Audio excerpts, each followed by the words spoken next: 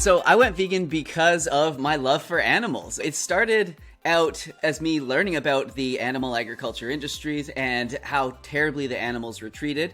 And I just started to want to honor my love for them. So I started to eat more grass-fed meat, and I started to find the free-range eggs and that sort of thing. Not only did that become expensive, but I started to learn that I wasn't really saving any animals' lives in the end. They was maybe having a slightly better life, but also there's some loose regulations around those terms, let's say that. So as I continued, I just started to eat less of them. I started to feel better, and eventually they just completely got off my plate. There was definitely a time where I could not look at what was on my plate and not see the animal that it once was. And I knew once that started happening every time, I thought, I need to completely give this up. And along with feeling better and starting to perform better, I just thought, this is definitely the way.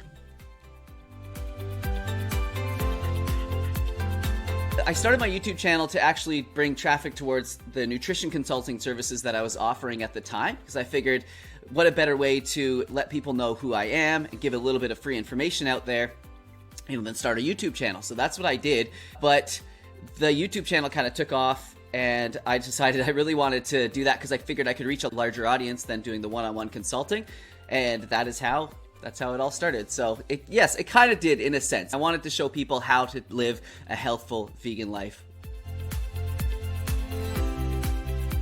My YouTube channel is mostly focused on helping people make healthy plant-based foods taste good. We can talk all day about the minutia and the details, and this study says this and this and that, but really we know that we have to be eating more whole plant foods. And a lot of people just don't know how to make them taste good, or they don't know how to cook them. And that's where a lot of people stumble. So I do that, but I do talk about how much we should be eating, proper supplementation, and that sort of thing as well. It's funny hearing someone call me an athlete, but yeah, I guess I am. I do activities every day. I live a healthy and active lifestyle. So I do definitely go to the gym every single day, or at least, 5 or 6 times a week. But another big part of me staying healthy and fit is to exercise outside of that. And it's just going for bike rides, jogs. I try and do some sort of movement every day, if not twice a day if I can. The gym is like my main thing though, and there I do a lot of calisthenics and weightlifting.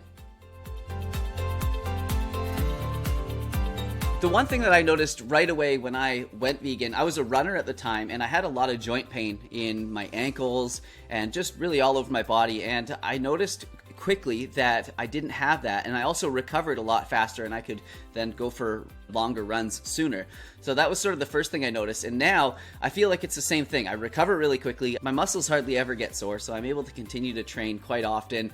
I don't get sick very much, so I think just, a bunch of different reasons. Well, I wake up. Usually I have warm water or some lemon water, and then I'll have a bit of toast and peanut butter, or maybe just some fruit. Then usually after that, I'll go to the gym. Sometimes I'll have a cup of coffee in between that if I don't have that jump in my step that I like to have. And then after that, come home, I'll have a smoothie or just some leftovers, and then I'll have usually a small lunch, which could be something just like probably more leftovers, like a small stir fry or something like that. And then for dinner, basically the same, but such a wide variety of foods, whether it be, pastas, like I said, stir fries, lots of tofu, tempeh, beans and lentils. We absolutely love cooking a bunch of stuff in the Instant Pot. So that's one of my favorite things to do, make stews and chilies and that in there. Usually a smoothie is what makes me feel the best. I've tried to switch it up and eat other things, but I know that the smoothies always make me feel best. For a post-workout smoothie, I'll have a few bananas in it, and then I will have a cup or so, maybe 2 cups of frozen berries. I'll have some ginger. I will have some turmeric in there, a little black pepper to help with inflammation and recovery. And I'll have a scoop of plant-based protein powder, and then some sort of source of omega-3s, like usually either flax, chia, or hemp seed in there. And then I try to get some greens in. Cilantro is one of my favorite. I know people find that weird in a smoothie, but it's one of my favorite things to have in there. But also like parsley, and if I don't have that, handful of kale or just any sort of mixed green. As far as food sourced protein, that would definitely be tofu or tempeh. I just never seem to get tired of those. Another one that I've been eating a lot lately is actually from a British Columbia-based company called Big Mountain Foods, and I'm not sponsored or anything by them, but I love this product that they have, and it's actually a soy-free tofu, and I believe that they're the first company to do this, at least in Canada, and they're making tofu out of fava beans, and it's amazing. It's a really high source of protein, and it's very similar to tofu.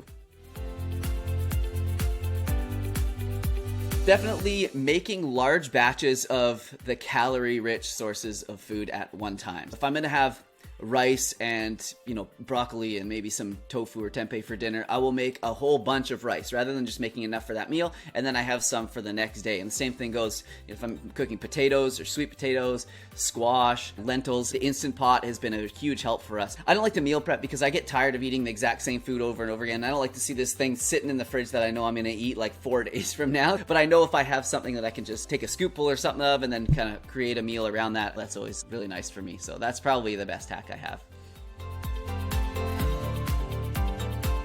The biggest mistake that I see new vegans make is they just don't eat enough calories. It's because whole plant foods are just not as calorie dense as the animal foods. So what I usually recommend, or I suggest to people, is that they check out a total daily energy expenditure calculator. It's a lot of words, but it's a TDEE calculator, and that takes in both your basal metabolic rate, but also the energy that you expend throughout the day, whether it be at work or at your activities. You have to plug in like your age, your height, and all that sort of thing. So it's quite accurate. And if your goal is to, gain weight, obviously you want to be 100, 200 calories above that. If you want to lose weight, 100 to 200 calories below, and then go into a program like Chronometer or MyFitnessPal and track your calories from there.